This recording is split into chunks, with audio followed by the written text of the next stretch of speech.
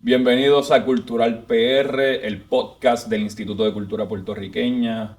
Y hoy vamos a hablar un poco de la música y los músicos puertorriqueños alrededor del mundo. Quédate.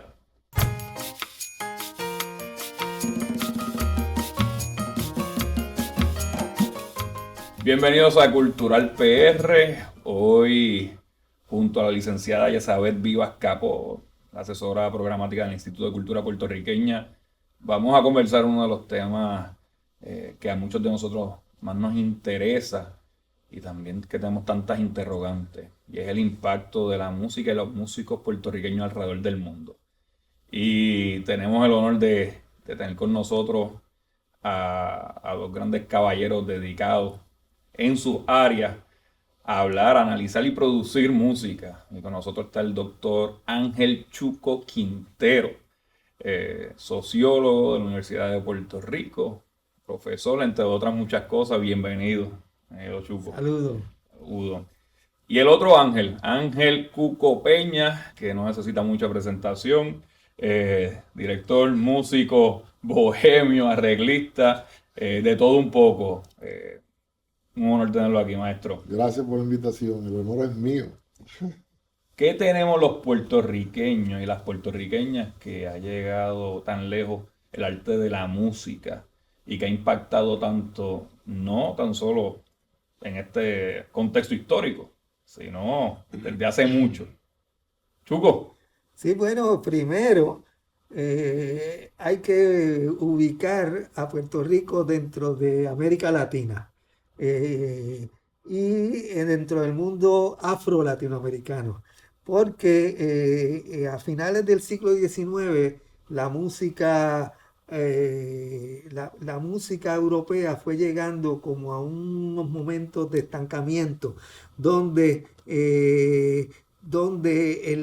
la tradición afro, que representaba una manera distinta de entender una serie de cosas, por ejemplo, la manera de entender el tiempo y el uso, por lo tanto, de una mayor importancia del ritmo, la importancia de la combinación entre espacio y tiempo en el baile, la importancia, ¿verdad?, del baile dentro de la música, la importancia de no tener una música centrada solo en la melodía, sino que hubiera un diálogo entre la melodía, la armonía y el ritmo. Digamos, todo es donde fuera una música más que de expresión, de comunicación. Todo eso va creando que las músicas afroamericanas van a adquirir una importancia enorme.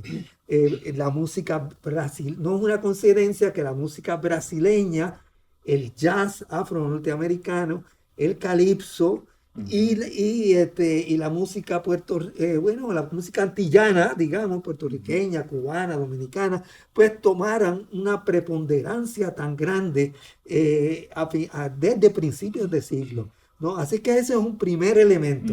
Después seguiremos en nuestra conversación por qué los puertorriqueños dentro de ese mundo, ¿verdad? Pero primero quería ver esa importancia del mundo afro, de lo que representó esos elementos afro para, para lo que era la música internacional entonces. Ahora, en Puerto Rico existía una tradición muy importante y era que por un asunto de historia de lo que representó el ascenso social de lo que representaban los músicos mulatos y negros en el Puerto Rico del siglo XIX. Muchos de nuestros músicos pues sabían, conocían de leer música. Entonces uno tiene a Morel Campo, uno tiene a Tavares, uno tiene a Simón Madera, y todos los músicos alrededor del mundo de la danza, son músicos que leían música. Finales del siglo XIX. Finales del siglo XIX. Y entonces eso lleva a que se combina ese elemento, ese swing afro y esos afrosaberes que venían de esa tradición musical afro con la tradición también occidental de la música a través de un conocimiento de la lectura y lleva a que muchos músicos norteamericanos en el mundo, cuando empieza a popularizarse las orquestas de jazz, venían a Puerto Rico a buscar músicos porque no solamente tenían el swing, sino que además podían leer música. Sí, el caso de Juan Tisol, el caso de Moncho Cera. Tu padre mismo. Sí, ¿verdad? bueno, el Tu hermano mayor de abuelo. mi padre, seguro. A mí, Sí. yo siempre he pensado en esa línea que el puertorriqueño tiene lo que yo llamo un DNA musical único en el mundo. O sea, ampliando lo que dice Chuco, las colonias españolas tenían principalmente tres influencias, ¿no? La española, la indígena y la africana.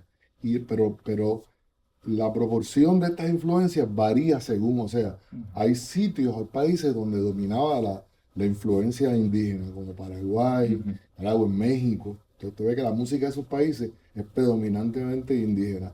Hay otros donde dominaba la música española, como Argentina, como Chile. A nosotros en el Caribe, pues, domina la música africana, pero en una proporción distinta, inclusive hasta en Cuba. Yo creo que en Cuba la influencia afroantillana es todavía mayor que aquí. Aquí él está señalando los músicos cultos, los músicos de la danza, los músicos que vienen de la academia. Mencionó Morel, mi abuelo. Yo conozco, obviamente, que el maestro de mi papá, que es mi maestro, músicos que soñaban con ir a los grandes conservatorios de Europa, a Madrid, a París, ¿no?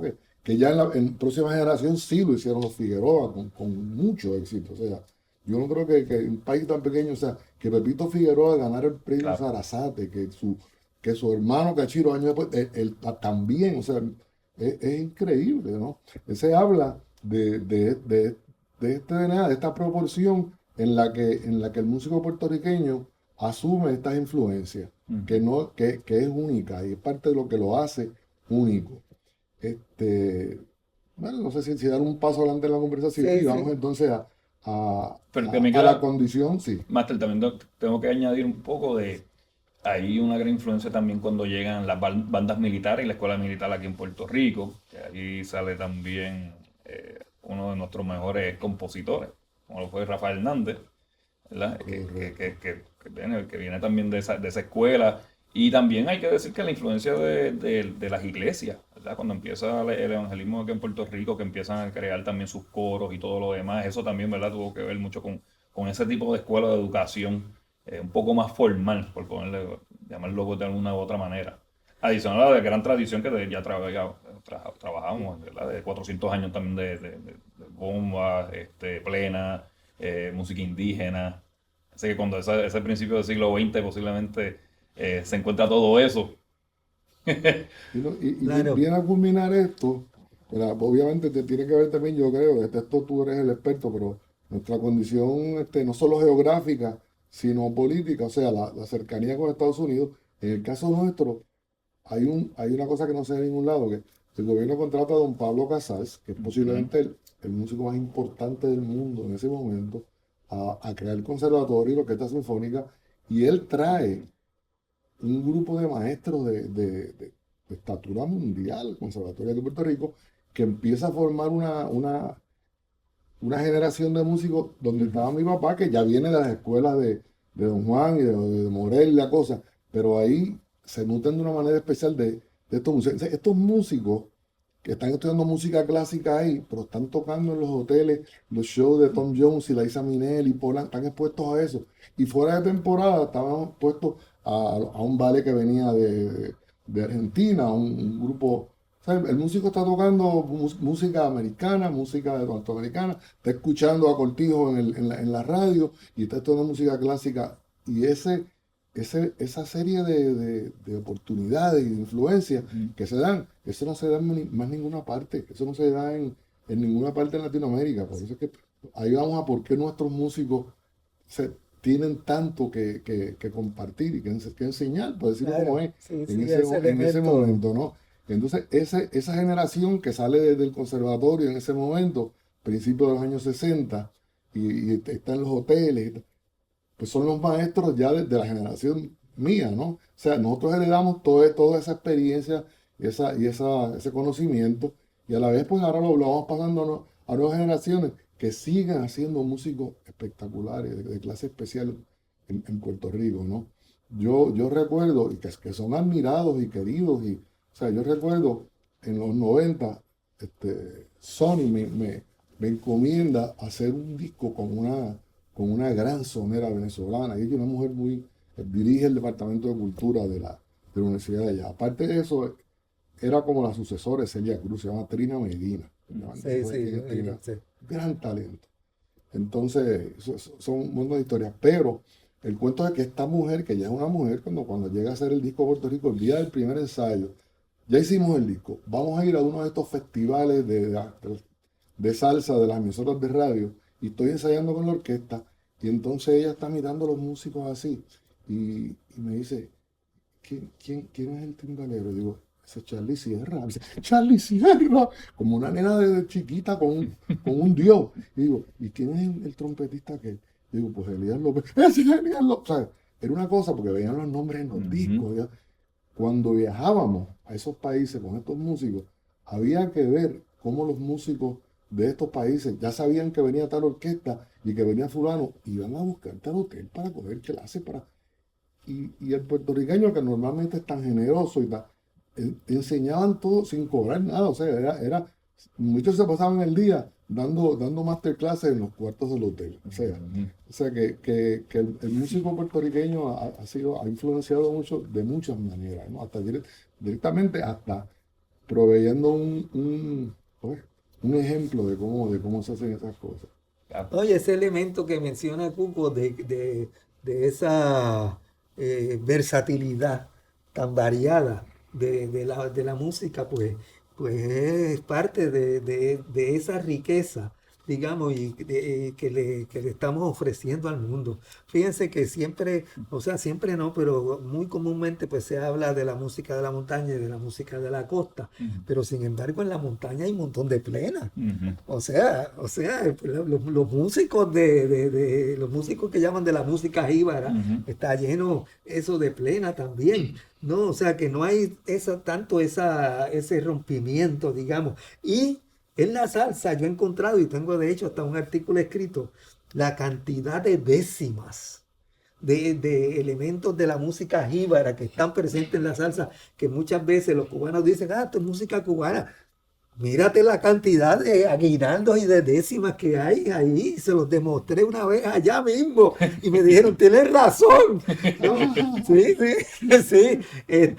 Y es porque hay un elemento que tiene que ver un poco también con la industria. Y es que por mucho tiempo los puertorriqueños, como dice don Cristóbal Díaz Ayala, ¿verdad? Este gran estudioso cubano, pero que para todos los efectos puertorriqueños también, que Puerto Rico era de los lugares donde más de su música era grabada fuera que adentro, ¿verdad? Y en eso pues el instituto tiene una gran labor que hacer, ¿verdad? Pero históricamente él encontraba eso. Pero otro de los sitios donde se grababa mucho música era Cuba. Entonces mucha de la música antillana pasa al mundo como música cubana. Y entonces muchos entienden que la música afro-caribeña es música cubana, digamos, por esa razón histórica y mientras la música nuestra se grababa mucho en Nueva York, ¿verdad? Pero que eso llega a cierto momento, ¿verdad? Cuando hay un momento de quiebre con la Revolución Cubana, de la posibilidad de tener muchos de esos músicos cubanos por el mundo, pues la salsa viniendo de Estados Unidos se convierte en la gran música internacional afrocaribeña. Pero, no, aunque fuera producida en Nueva York, no va al mundo como música neoyorquina, va como música puertorriqueña o como música puertorriqueña o afrocaribeña, ¿no? En sitios como Venezuela y Colombia y eso, como tú señalabas, son pero locos con los músicos puertorriqueños y con la música puertorriqueña. Y eso llega hasta Perú y hasta muchos sitios, Sí, ¿no? no, no, por ahí para abajo, Sí, Guatemala, sí, Costa Rica, sí. Así es que es una, Latinoamericano, ¿verdad? claro, ya se convierte en algo y otro elemento, digamos, que hace muy rica esa música y por lo cual que tiene que ver con la versatilidad que mencionaba Cuco, es que nuestro folclore, llamado folclore, que para muchos países es como una música muerta, vieja y eso, nuestro folclore está absolutamente vivo. Ujú. O sea, ahora, ahora se está tocando más bomba que nunca en la historia. Y más bailando más bomba que nunca que yo conozca en la historia plena. Hay ¿verdad? ¿Verdad? La Goico y Tito La- Mato, etcétera, que Las veo plenas. que el instituto pues ha hecho un arreglo ahí que me parece estupendo. Pues la plena está súper viva, la música jíbara, de Simanía, que Ujú. ellos agrupan a nivel latinoamericano, muchas personas que hacen Trovadores. trova y eso, pero los que llevan la voz cantante son los puertorriqueños. Ujú. So, es el grupo de puertorriqueños, viene gente de Canarias, viene gente de otros lugares y eso, y está chévere, pero ellos son los que llevan la voz cantante, porque es una música que está muy viva. Los concursos Eh, nacionales de trova. Claro, y entonces, al estar muy viva, pues influencia otras músicas. O sea, música, por ejemplo, la música de jazz, por ejemplo, pues no hay que ver sino todo lo que ha hecho Miguel Zenón con la música de jazz. Pues hay un disco que está basado en la plena, hay otro disco que está basado en la música jíbara, hay otro disco que está basado en bolero, etcétera. Es convertida dentro de un formato de jazz y dentro de una tradición jazzística, pero sobre ese folclore muy vivo, ¿no? Y lo mismo en la música clásica. La gran música clásica puertorriqueña hoy en día es música muy arraigada a la música. Ya empezó, pues Ernesto Cordero empezó con eso ya desde el siglo XIX, desde el No siglo, tanto, no tanto, no, esto no es siglo tan viejo. XIX, desde 1970 Sí, y sí, por ahí, sí. pero ahora mismo pues Roberto Sierra, otros, ¿no? Ujú. William Ortiz, Alvarado, todos son músicos que están muy dentro de esa tradición de un folclore muy vivo. Sí.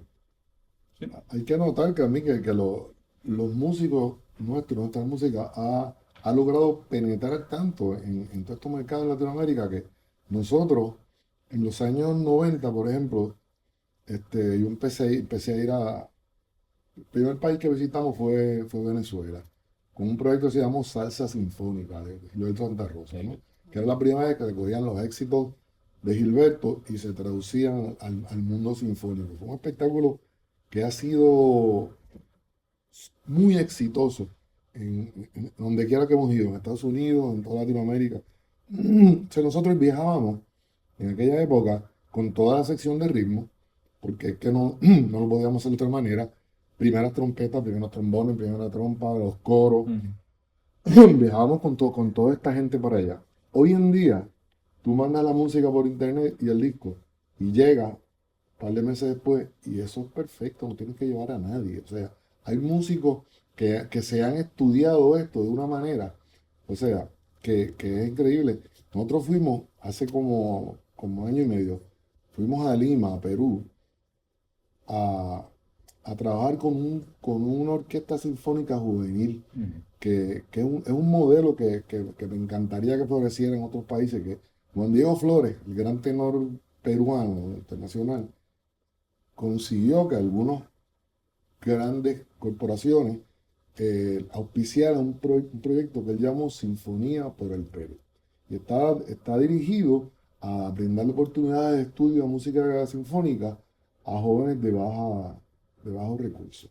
Este proyecto, o sea, estos jóvenes tienen una orquesta sinfónica. Bueno, el primer día que yo llegué a ensayar, normalmente cuando tú vas a hacer salsa sinfónica, como hay muchos músicos clásicos que miran la música especialmente entre la música popular, así por encima del hombro, pues, Sí. tú sabes, yo pongo algo que sea así un poco más afín a ellos, una balada bonita, ¿verdad? Que yo diga, ay, para calmar la Ujú. cosa, ¿no? Y pongo pongo esta pieza, en este caso era Para Vivir, de Pablo Milanés, un arreglo precioso de Pedro Rivera Toledo. Y cuando empezamos a tocar, yo no podía creer que aquellos niños, digo, eran adolescentes, que aquello sonara así. Digo, Alberto, deja que tú vengas al ensayo, no he llegado todavía, esto te va a matar, o sea. Entonces, pero lo curioso que quería contarles es que cuando empezamos a tocar los clásicos de Gilberto, que se yo, Conciencia, pues, estamos en los coros basoneros, están todos los nenes, me dice el corazón, y vamos a hacer perdóname, y están, perdóname, y son negros, pero ustedes saben estos coros, y me dice, sí, sí, maestro, y digo, pero si ustedes no habían nacido cuando esto se hizo popular. O sea, estos muchachos, hasta los clásicos, crecen oyendo esta música de Puerto Rico. Que esto sí es grabado aquí, ¿no? Ujú. Sí. Conocen esto mejor que nosotros. Y es sorprendente cuando vas a hacer un show allá en Venezuela, en Colombia, en Perú. Las señoras van vestidas de gala, o sea, van a ver como si fuera un concierto. Tú sabes, no es una cosa normal, es una cosa especial. Ujú. Así que sí, la música y nuestros músicos han penetrado de una manera que uno no se imagina en todos esos países. Continuando por esa línea, ¿cuáles son los géneros musicales que a lo largo de la historia más han predominado, digamos, internacionalmente, que más han sido conocidos fuera de Puerto Rico históricamente y en tiempos recientes? Bueno, Bueno, tú sabrás mejor que yo, pero no, yo siempre digo que la música ha sido la cara de Puerto Rico ante el mundo desde el principio del siglo pasado, ¿no? De la época de Mirta Silva, ¿cómo se llama? El gran Daniel Santos, Daniel Santos, inclusive Bobby Capó tuvo Bobby bastante Capó, éxito. wow, Y Bobby en ese Capó. momento, pues nuestra música, pues era, bueno, aunque Mirta fue borrachera de la Sonora, ¿no? Era una borrachera especial, pero yo escuché un comentario una vez que los músicos cubanos decían que los compositores de acá eran muy románticos. Sí. Pedro Flores y Rafael, estos son negros románticos. O sea, ellos estaban allá en el cuento de Tula y acá está silencio, se están durmiendo. Entonces, hay un poquito de eso, ¿no? Que hay que, pero en ese momento era eso. En otro momento, pues obviamente Cortijo, lo que tocaba era Ujú. bomba y plena. O sea, cuando se convierte en Gran Combo, que entra Álvarez Guedes, que le dice, no, vamos a tocar salsa, pero los grandes éxitos de Ismael son bomba y plena, que son aclamados por toda Hasta Latinoamérica. O sea, Uruguay. o sea, la bomba y la plena, que yo pienso que son la contribución más grande de Puerto Rico a la música del mundo, ¿no? Ujú. Es la bomba y la plena. Pero en ese momento eso, empiezan a entrar los salseros, el combo, Cheo, y se empieza, obviamente también los de Nueva York, o sea, un Ujú. Colón con Héctor, que ahí es donde realmente, pues, los que más respeto piensan que es el nacimiento de lo que llamamos salsa, ¿no? La Fania en Nueva York. Que si bien entramos en esa discusión de si es música puertorriqueña o cubana, aunque el germen tal vez haya sido el son, sería muy injusto negar la gran contribución de los músicos puertorriqueños a la forma, a las armonías, al sonido de lo que se llegó a convertir en la salsa, ¿no? Ujú. Eso realmente es puertorriqueños y dominicanos, pero muchos puertorriqueños ahí. O sea que la salsa en un momento se convierte en la voz de Puerto Rico. Más adelante, pues vamos a ver, pensamos en Menudo, que ya es una cosa más pop, en Ricky, hasta el tiempo de hoy, que pues, obviamente son los cantantes urbanos que Ujú. también tienen su mérito, Ujú. gran mérito. Claro, claro.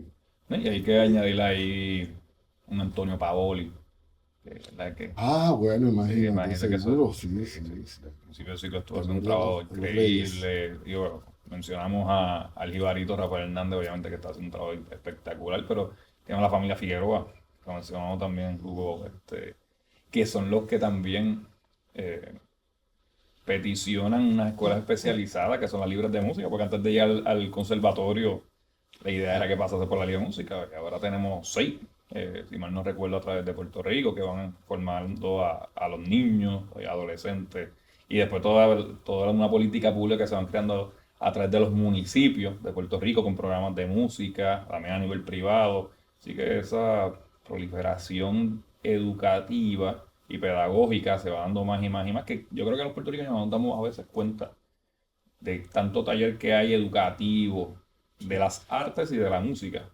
que forman, ¿verdad?, personalidades como esta. Igualmente, la influencia que tenemos de los puertorriqueños en New York, ¿verdad?, nuestros puertorriqueños que viven allá, que tienen, entonces empiezan a utilizar distintos ritmos americanos, también lo fusionan con los puertorriqueños y hacen 20.000 otras cosas, ¿no? Sí, sí, y eso se junta, obviamente, la cuestión política. Cuando cierra Cuba, pues Puerto Rico se convierte ¿verdad? Esto era una Las Vegas, que había 12 hoteles con orquestas de show todas las noches, con un grupo en el lounge, con un trío en el restaurante. O sea, había una cantidad de trabajo increíble en los hoteles, aparte de exponernos esa música, había una cantidad de trabajo increíble en la televisión. Yo recuerdo cuando tenía 20 años, yo tocaba 10 programas de televisión a la semana con papi, con la Panamericana, con Tony Muñiz, y tocaba 4 aparte, tocaba Jueves de Gala, y el show Goya, y el show de Mirta Silva, y toqué con Mirta a los 18 años. O sea, aquí había una cantidad de trabajo enorme para los músicos. Tú podrías realmente ganarte la vida muy bien tocando un instrumento. Eso era posible en aquella época porque en los hoteles estaba la televisión, estaban las grabaciones. O sea, aquí se grababa para toda Latinoamérica. O sea, allí se montones de discos para Guatemala, para colombianos, porque venían a buscar precisamente el conocimiento y la industria, porque no eran solo los músicos, eran los músicos, eran los arreglistas, eran los técnicos de sonido, los estudios. O sea, Puerto Rico se convierte en un centro importantísimo de grabaciones, ¿no? Es bueno recordar ahí a Quique Talavera, ¿no? Que su libro, ¿verdad? Porque el libro da todo ese cuenta, ese mundo de los hoteles, ¿no? ¿Verdad? Que es un mundo que, pues, uno tiende a no tomarlo en cuenta, y sin embargo, pues era tremendo laboratorio, digamos. Tremendo, esa es la palabra, tremendo laboratorio. Yo toqué unos cuantos años ahí con papi. Al final, ¿no? Cuando la Panamericana termina en la televisión, mi papá acepta un trabajo en el Hotel Condado Plaza. Ya yo no tocaba hacía tiempo, yo estaba arreglando y produciendo. Pero me dice, pues yo quiero que tú vengas a la orquesta y toques. Yo digo, pero papi, si yo busca a alguien que esté en forma tocando. Me dice, no, yo quiero que tú vengas. Y a papi yo no me podía decir que no, así que desempolvé la trompeta y me fui al Hotel Condado Plaza. Y una gran experiencia por lo variado del trabajo. O sea, nunca era igual. Como te dije, o sea, hoy es un show de un gran artista americano, de repente off season pues venía Celia Cruz, y acompañábamos a Celia, que era tremendo. O el trabajo de los hoteles fue un gran laboratorio y la manera de ganarse la vida de un montón de músicos en Puerto Rico por muchísimos años.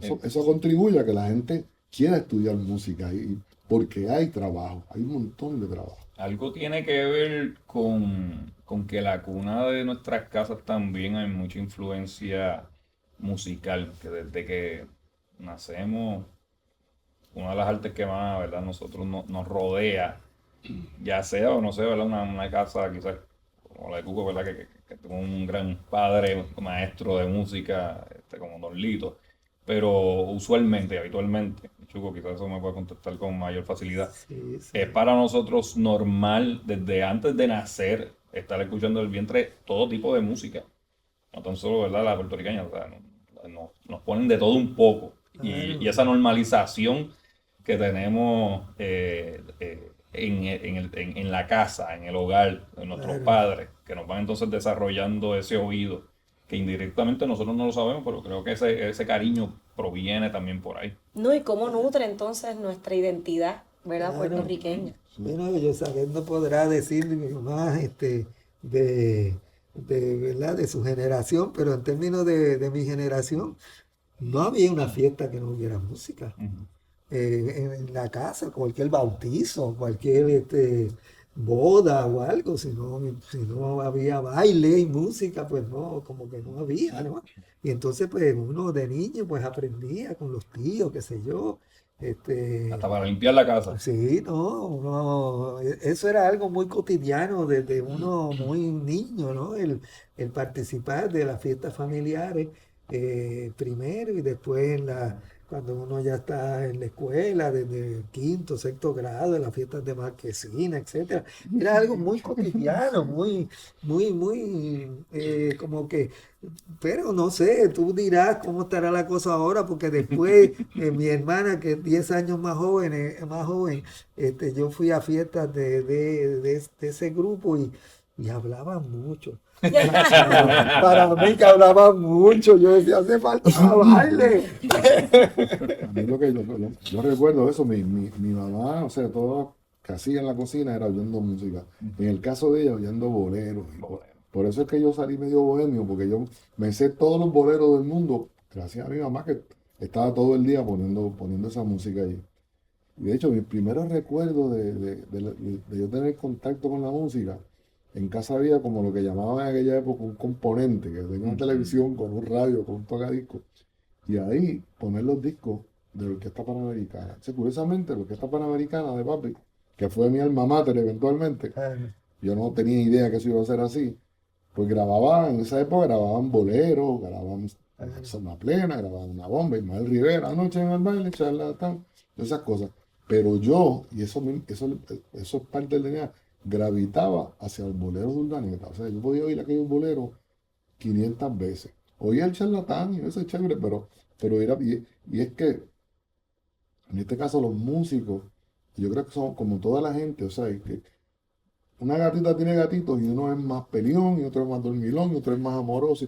Y los músicos somos iguales. O sea, a algunos les gusta más, o sea, por naturaleza, pues van hacia la cosa explosiva, roja. O sea, hay gente que es más, que le gusta más lo romántico. Hay gente que le gusta más lo intelectual, lo emocional, ¿ves?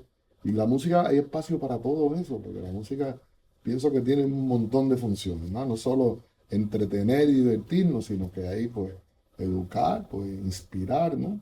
Y cada cual de acuerdo a su... Ahora, los que sobrevivimos, son los que pueden hacer un poco de todo. O sea, que tú puedes...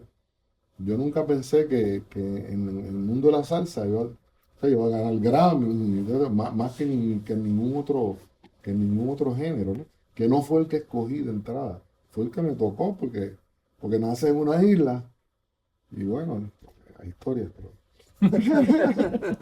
Sí, Sí, no, te cuento. Yo vivía, o sea, yo de hacer de todo. Me caso con una cantante pop, con Luna, y empezamos a hacer baladas y música pop. Y todo el mundo me identifica como un músico pop. No hasta que Willy Colón en Nueva York, alguien le dice, y a mí Sony me mandaba todos los casos psiquiátricos. Alguien le dice Cuco Peña en Puerto Rico, y él era aventurar y qué sé yo, y se aventura a hacer un disco conmigo por primera vez, porque el productor siempre había sido él. Se viene a Puerto Rico a grabar por primera vez, me acuerdo que el disco se llama Hecho en Puerto Rico, y del trombón sale una bandera puertorriqueña, exacto. Entonces, mi primera experiencia haciendo un disco de salsa es eso. O sea, yo de repente hago ese disco de salsa, y ahora para todo el mundo, Ahí sale se Idilio. pega el disco, ahí sale Idilio, ese es el gran éxito de ese disco. De repente soy un salsero, los músicos pop dicen, no, ese es salsero. Pero el músico puertorriqueño tiene esa capacidad de poderse mover de un género a otro con mucha facilidad, porque hay mucha gente que se especializa en un área, ¿no?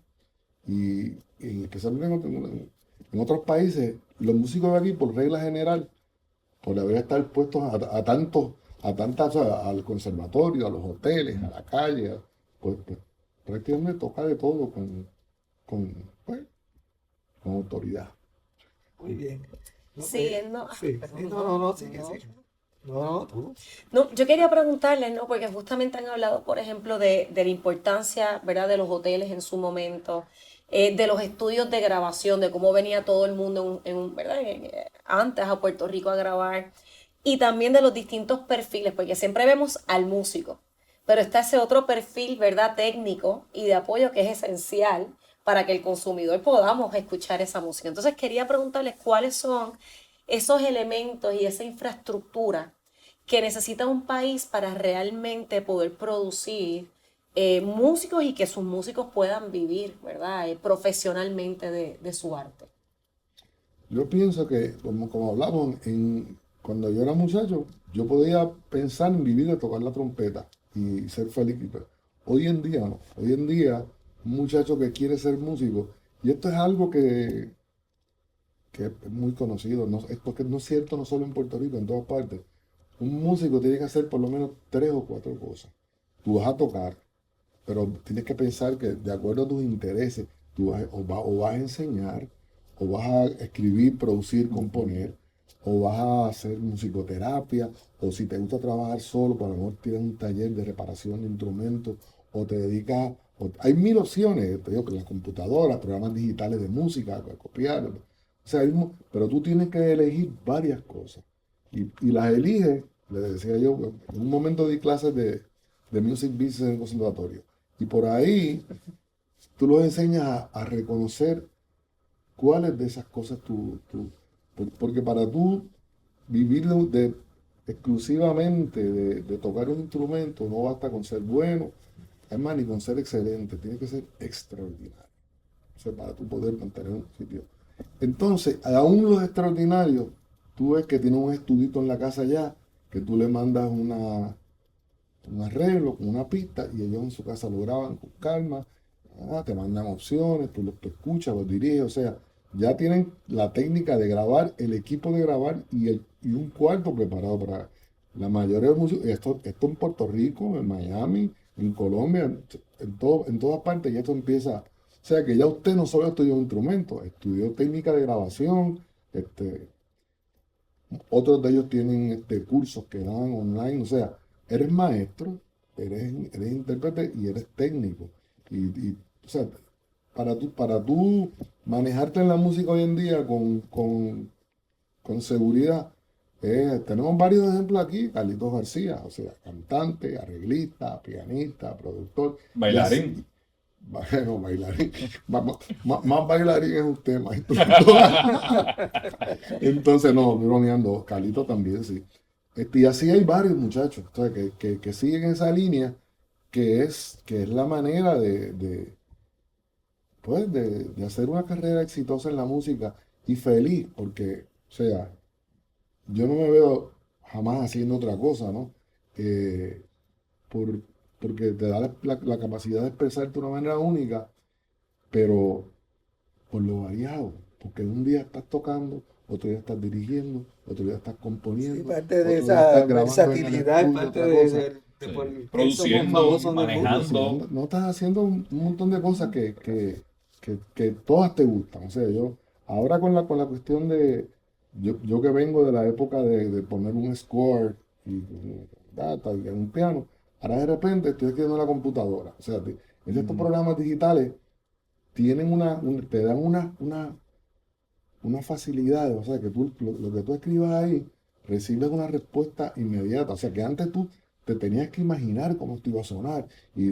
Gracias a Dios que, ¿verdad? Pues, tenías un entrenamiento, pero hoy en día más que imaginarte, lo programas y eso viene, obviamente no es como con músico en vivo, pero te da una respuesta bastante fiel de lo que tú estás haciendo, que te permite ya evaluarlo como oyente, no solo como creador. O sea, es una cosa, y para mí eso es maravilloso. Yo puedo estar horas muertas haciendo eso y no me canso. Y es lo que le digo a los jóvenes hoy en día. O sea, usted busque qué usted puede estar haciendo y que se le van las horas y usted ni se da cuenta por tanto que le gusta creer. O sea, para alguna gente o para mí es arreglar, era sentarme en un piano a descubrir cosas. Para otra gente, pues es otra cosa. Pero un músico hoy en día tiene que hacer Yo una vez siglo estuve, XXI, 4 cosas. conversando con Bobby Valentín, Ah, sí. y entonces él me decía que lo más que él le dedicaba tiempo era al arreglo. Y era porque había una tradición muy bonita dentro del mundo de la salsa, pero que uno quizás puede estudiarlo en otras dimensiones también, en otras esferas. Pero dentro del mundo de la salsa había una cosa muy bonita y era que cada orquesta tenía que tener una personalidad. Y entonces él decía mantener eso, porque decía, bueno, para sonar bonito, pues qué sé yo, pero yo quiero que mi orquesta, pues cuando la gente la oiga, pues sepa que esa es la orquesta de Bobo y Valentín, ¿verdad? Entonces para eso, para eso, pues necesitaba no solamente pues dirigir los músicos, sino también el asunto del arreglo. Y yo creo que ese elemento de los arreglos, de darle esa importancia a los arreglos, es parte de por qué somos tan famosos en el mundo. Que es un elemento muy humilde, digamos, porque tú no estás detrás, tú no estás en una cosa protagónica, ¿verdad? Es una cosa como un trabajo más callado, ¿no? Bueno, y entonces Sí, tenemos, muchas, por muchas, ejemplo, muchas, muchas pues, veces, el Cuco es un Bueno, y ayudar grande que otras ejemplo, personas se luzcan, pero ¿no? por ejemplo, pues Calle 13, que fue tan famoso, Ujú. bueno, la gente conoce más ¿verdad? A visitantes, A René, sí, pero el otro, visitante. Sí. wow, Ujú. el otro hacía todo lo que hizo. Bueno, y se ganó un montón de Grammy porque los que dan los Grammy saben de eso. ¿Qué? Y el Calabrán Marrero también, que estuvo Sí, involucrado en sí, eso. ¿no? Sí. Y eso pasa con el reggaetón también.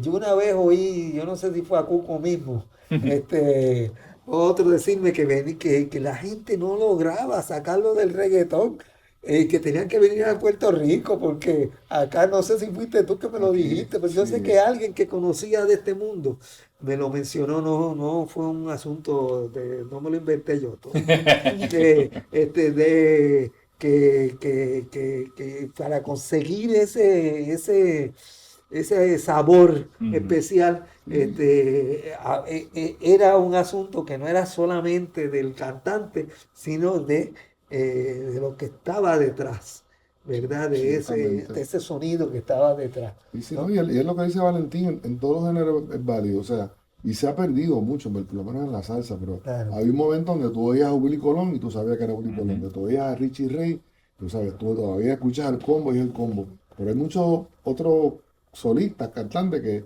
Claro. que no tienes ese claro, y depende del arreglista, porque el arreglista de Bobby es Bobby y suena a Bobby. El arreglista del combo fue Itiel hasta el otro día, pero que los que lo siguen es siguiendo el estilo de Itiel, es imitando a Itiel.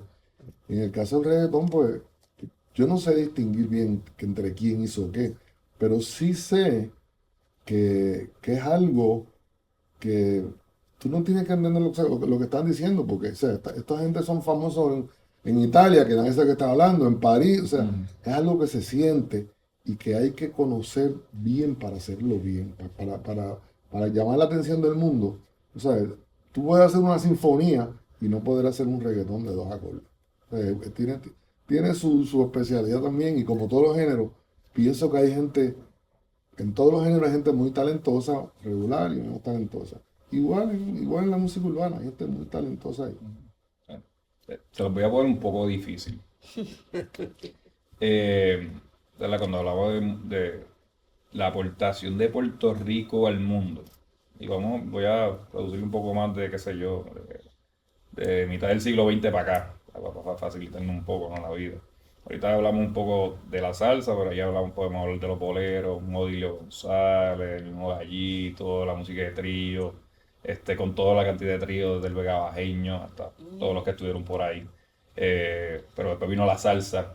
O sea, no podríamos quedar aquí hablando de todo lo que tuvieron que ver con la salsa en Puerto Rico y que impactaron el mundo, desde Willy, Barreto, La Fania, La Voz, Maelo, Frankie Ruiz, Bueno, Tite Cura Gilberto, Alonso, no Don músico, pero sin Tite, en Tite, sí, pues no y los hubiésemos compositores, tenido ¿sabes? todo Podemos estar esto. aquí hablando, pero también Ujú. hablamos del merengue. Entonces, aquí en Orquesta también el merengue, principalmente de década del 90 para nosotros, ¿verdad? Que fue un tiempo de gloria, pero también vamos para la balada, entonces ahorita mencionan a Ricky, luego hablar a Fonsi, ¿sabes? Hasta el reggae roots. Tenemos grandes grupos de roots como Cultura Profética que están atrás del mundo, grupos de fusión urbano como Calle 13, pero si hablo de urbano, pues Tego Calderón, Daddy Yankee, podemos hablar de Benito, ¿verdad? Que está haciendo todo. Para ustedes, si fuésemos a escoger quiénes son estos grandes pioneros, y no se me puede olvidar una Silvia Resach, una Buchi Balseiro, una India, Olga Tañón, Olga Ennita Tañón, Nazario, Cani, Ennita, tú sabes. ¿Quiénes ustedes creen que ha impactado aún más el mundo a través de su género musical y que sea obviamente puertorriqueño, puertorriqueña? Y se me sigue empezando por la mente 20 nombres, que no voy a seguir añadiendo, pero ¿quiénes, si fuesen ustedes, escoger? Obviamente de su experiencia, por lo menos no tiene que ser una persona, así puede que ser varios. Pero mira, yo en el género tropical de la salsa recuerdo que hace veintitantos años le pregunto a Rafael Itiel, ilustre director y creador de Gran Combo, le digo, Itiel, para ti, ¿quiénes son los 5 soneros más importantes de todos los tiempos? Y Itiel me dice, pues, chico, Miguelito Valdés, Benny Moré, entonces Ismael Rivera, Cheo Feliciano y Gilberto Santa Rosa, que es un superdotado. Ok. Ujú. Me encontré con Gilberto a las 12 me dijo, Gilberto, le hice esta pregunta a don Rafael y me contestó esto. ¿Qué me dices tú? Pero estos son los 5. Gilberto me dice, tú me pides 5, yo te doy 1. Cheo Feliciano. Ujú. Entonces, le dice cada cual, esto está muy, muy atado a los gustos personales de Ujú. cada cual, Ujú. ¿no? En términos de eso.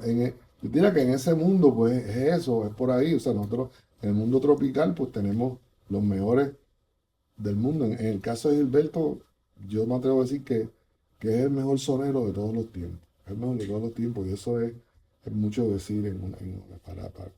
Pero eso hay que mirarlo por género, ¿no? Porque Ujú. es difícil. Y aún en el mismo género, o sea, tú tienes un cantante como Marc Anthony, que en un Ujú. momento yo pensé que era el mejor cantante del mundo, porque o sea, ese tipo canta de una manera y tiene estas facultades vocales y todo, el corazón no le cabe en el pecho. Y ese no solo canta salsa, que si te va a cantar un bolero lo canta bien, canta una balada canta bien, que si va a hacer algo con un toque rockeado, o sea, que es tan amplia una vez más ahora la oferta de él, ¿no? O sea, que me pareció que era una persona con un talento único. Me parece que, Ujú. pero ya en otros mundos, Ujú. pues no sé, ¿qué tú crees? Sí. Bueno, yo creo, fíjate, también nuevamente es bien difícil, pero yo te diría que en el mundo en uno del mundo de la salsa, digamos, yo pondría a Eddie Palmieri, Ujú. porque Eddie Palmieri se mueve mucho entre la salsa y el jazz.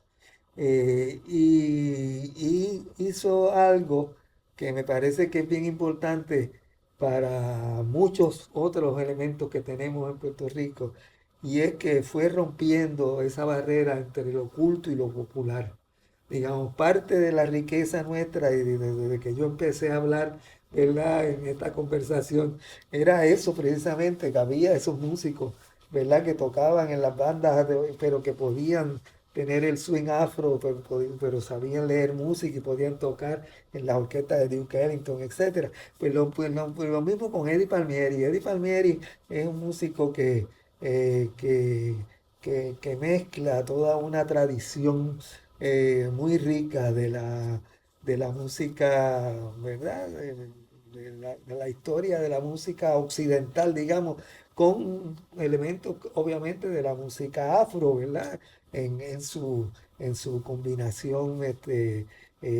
combinación, salsera. Pero Así que yo te quería preguntar algo sobre eso, porque tú tienes un libro que se llama Saoco Salsero, Historia de sí, Maestro.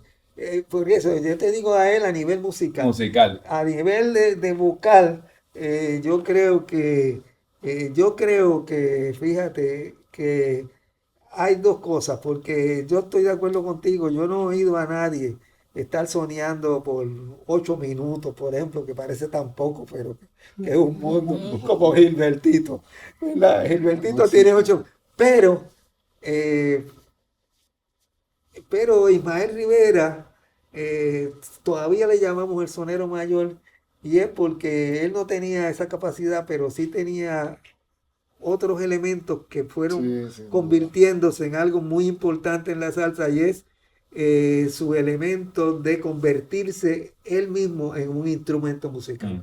Ujú. O sea, él participar del polirritmo salsero a través de jugar con las rimas, una corta, una larga, pisando el coro, jugar con las rimas, no solamente rimar A con C, con A, con C otra vez, sino A, con C, o Sí, sea, unas rimas muy variadas, ¿no? sí. Entonces, en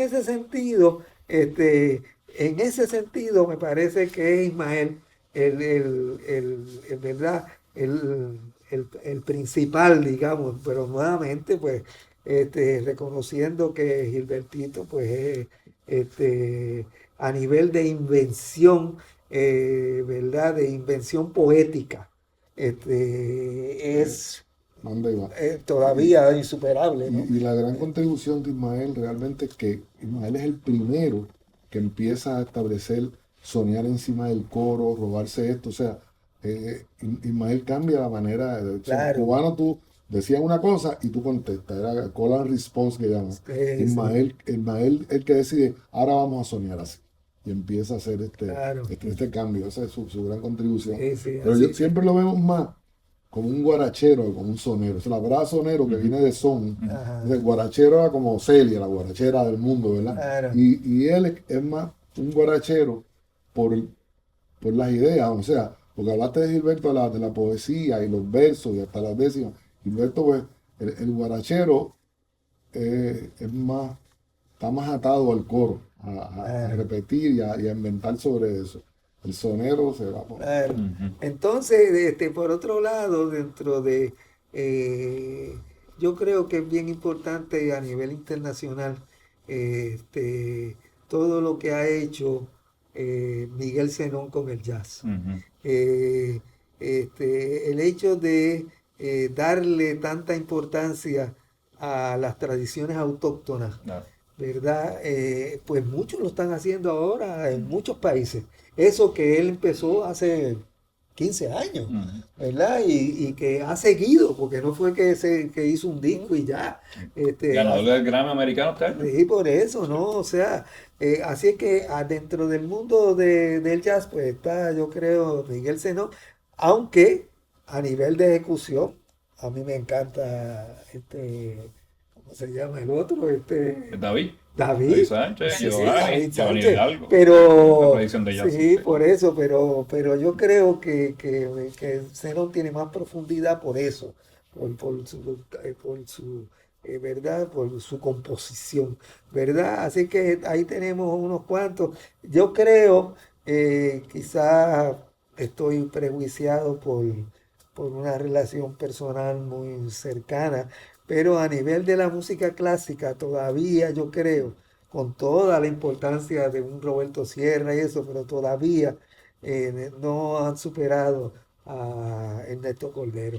Yo creo que Ernesto Cordero rompió también con esa división entre lo clásico y lo popular de una manera en que la gente le encantó. La música de Ernesto le encantaba a todo el mundo. Ujú. O sea, y eso fue muy, muy bueno porque la gente era un momento donde estaba muy separado, donde ahora no, ahora mucha gente va a los conciertos clásicos y qué sé yo, pero en ese momento era como que eran dos mundos, Ujú. ¿no? Y él hizo ¿verdad? Una contribución muy importante y fue muy importante los conciertos de él de guitarra se tocan a Ujú. nivel de todo el mundo, ¿no? Todavía, o sea, 40 años después, porque no hay que olvidarse Estoy que totalmente de acuerdo e igualmente prejuiciado a su favor. Ernesto Cordero. Sí, sí. así es que ahí tenemos varios, ¿verdad? Varios, a nivel de una voz, fíjate, de una voz, yo creo que fíjate, el feeling puertorriqueño, contrario al cubano, es un feeling muy femenino. Y tiene, bueno, a Silvia Rexach, porque las otras son Ujú. buenas, eso, pero Silvia Rexach es un mundo aparte también. Claro. Y le dio un elemento internacional. Bueno, no tuvo tanto repercusión internacional como los otros que hemos ido mencionando, pero sí le dio un carácter de un soslayado feminismo. Ujú. O sea, que es un feminismo que no está a flor de piel, sino muy soslayado, pero muy bonito, Ujú. muy rico y muy lleno de matices, ¿no? Este, que me parece muy importante, sobre todo para la época que es la época entre la Segunda Guerra Mundial y la Guerra de Corea, Ujú. donde la, eh, había toda una cuestión muy, un endioseamiento de la mujer meramente como madre, porque era un momento donde muchos hombres estaban muriendo por la guerra. Ujú. Entonces crece la figura de la mujer como madre, pero entonces romper con eso al punto de poner a la armonía. A ti tú me corregirás porque tú sabes de música y yo no, yo sé un poquito, pero poco. Pero poner a la armonía como se suponía que la mujer fuera. La mujer se supone que fuera la armonía del hombre entre las dos guerras. Ujú. Pero ella pone la armonía adelante. Lo grande de los boleros de Silvia es que pone la armonía sobre la melodía. Tú me corregirás. ¿Eh? Yo soy fanático de la música de las mujeres. Creo que la mujer escribe de un punto de vista distinto y la contribución de las mujeres a la música de Puerto Rico es brutal. O sea, no solo Silvia, que obviamente es la principal, pero Mirta, Pucci, Ujú. ahora mismo Cani es un artista que sigue Ah, Sí. creciendo y este, haciendo cosas extraordinarias. claro. O sea, que sí, las mujeres han tenido una voz. Y en el caso de Silvia, pues todos somos fanáticos, claro. eh, vale, vale señalar que el apoyo del guitarrista, de De Tuti Tutu Pierre, Pierre, claro. que especialmente en las La armonías, ¿no? armonía. Que era un gran músico, guitarrista y compositor también, pues, que estuvo a su lado en muchos de estos temas, ¿no? Yo voy a cerrar con esta pregunta. Ajá. Y bueno, y ahora por Zumba. último, en términos del mundo del reggaetón, aunque él dice que ya no es reggaetonero, pero sigue siendo reggaetonero. René. ¿Te gusta René? René. Yo soy de René Tego. Yo tiene, soy de Tego. Ok, pero. sí, bueno, a mí me gusta mucho Tego, pero a nivel de su presencia No, René internacional, también, buenísimo. oh, Claro. la importancia que ha tenido a nivel internacional, Sí. ¿verdad? Su reggaetón, aunque él dice que ya no es La reggaetón, pero fusión. sigue siendo Sí, reggaetón, a mi juicio. Increíble. Esa es su base. Y ¿Qué? con- ¿No te parece? Sigue, Con esto aunque- termino, Chuco. ¿Qué? Que es esa misma pregunta, esa misma línea. Porque aquí mucha gente de que nos ha estado escuchando hoy dice, mira, le faltó este género, Ah, le faltó claro. estos instrumentos, le faltó este. O sea, es imposible. Claro. O sea, estamos a grandes rasgos. Volvemos otro día y seguimos. Volvemos otro día, necesitamos un montón de días. Pero sí, y secundando un poco de lo que está hablando sobre Maelo Rivera, una característica que tenemos los puertorriqueños y puertorriqueños, obviamente, es nuestra manera de hablar. ¿Qué importancia tiene nuestra cadencia, nuestro dialecto a la hora de interpretar, principalmente, obviamente, vamos a irnos con los cantantes nada más, ¿verdad? Los cantantes y las cantantes. ¿Qué importancia y qué distinción tiene eso? Que también es un gran atractivo para no tan solo los puertorriqueños y puertorriqueñas, sino para los que viven fuera de Puerto Rico, en cualquier género musical. Chuco, tú me dirás. Bueno, yo creo que tiene mucho que ver, fíjate, con el mundo afro, porque nosotros no tenemos un creol Ujú. como otros lugares. Aquí se habla español, Ujú. pero es un español que tiene unos elementos sonoros que tienen que ver con la indefinición, Mm.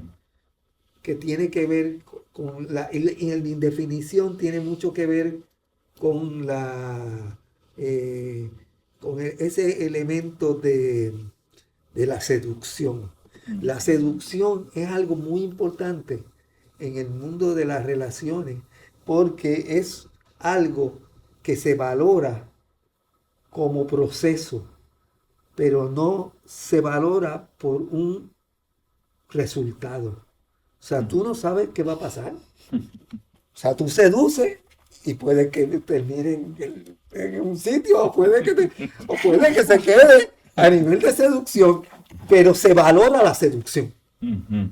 Y eso pasa un poco también con la voz de Maelo, Ujú. que pasa un poco también con las cantantes afro-norteamericanas, Ujú. que es que tienen esa cosa que llaman portalamento, creo que es, que se mueven de una nota a otra en un montón de microtonos. Cuando tú tienes una forma de querer un poco extraña, ¿verdad? Ese que te hablaba, pero Mael tiene ese elemento de que tú lo oyes y no termina.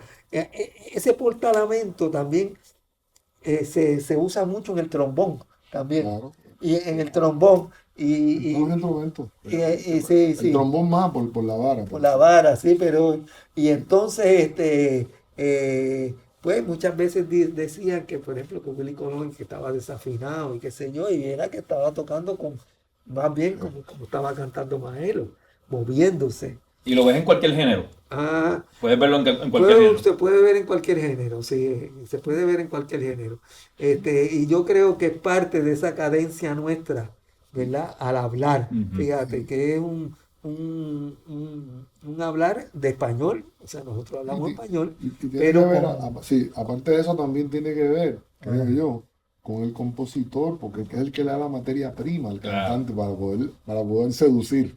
O sea, Ujú. la manera que está escrita la canción, las canciones que mejor claro. funcionan son, o sea, es que la palabra hablada tiene un ritmo, Claro. que ya cuando la canción es buena, te dicta una melodía. O sea, yo no voy a decir te dicta una melodía, yo te dicto una melodía, porque tú dices, "Torarirerororara", te dicta una melodía.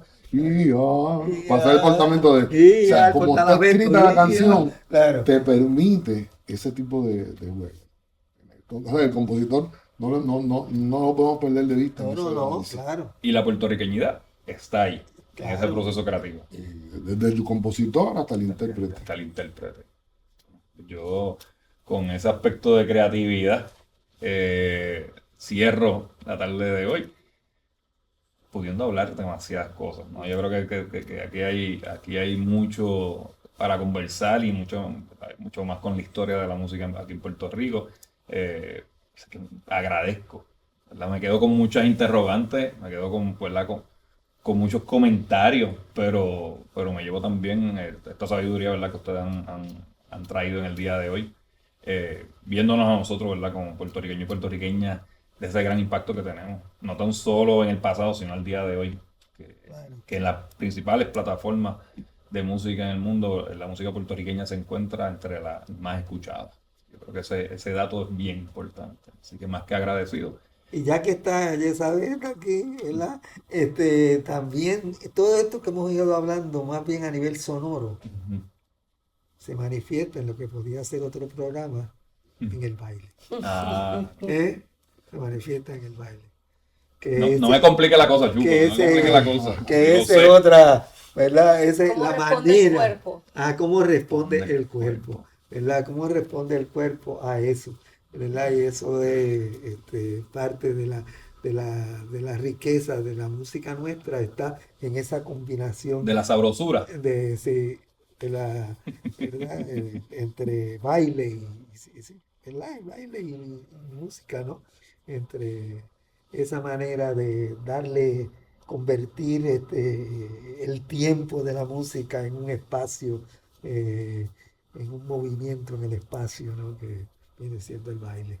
Pues así será. Hablaremos Muy del bien. movimiento en la música. Más que agradecido, maestros. No, a la orden siempre. Aquí el Instituto de Cultura nos honra tenerlos y es su casa, como ustedes saben. Gracias. Bueno. Gracias.